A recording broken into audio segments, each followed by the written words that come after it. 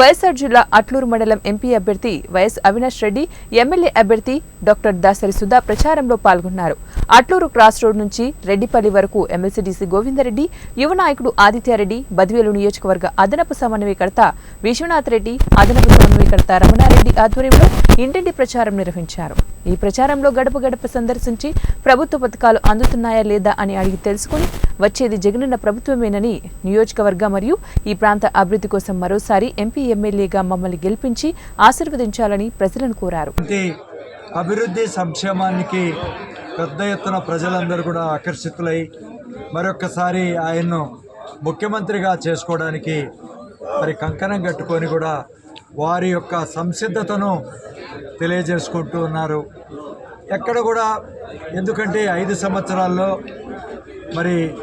ప్రభుత్వం ముఖ్యమంత్రి గారి సహాయ సహకారాల వల్ల బద్వేల్ నియోజకవర్గానికి పెద్ద ఎత్తున అన్ని మౌలిక సదుపాయాలు కూడా ఇక్కడ కలిగించడం జరిగింది.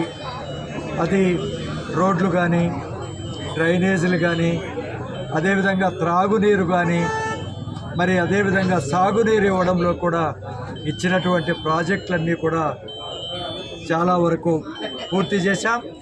ఇంకా కొన్ని కొనసాగుతూ ఉన్నాయి. నిజానికి బద్వేల్ నియోజకవర్గానికి 1421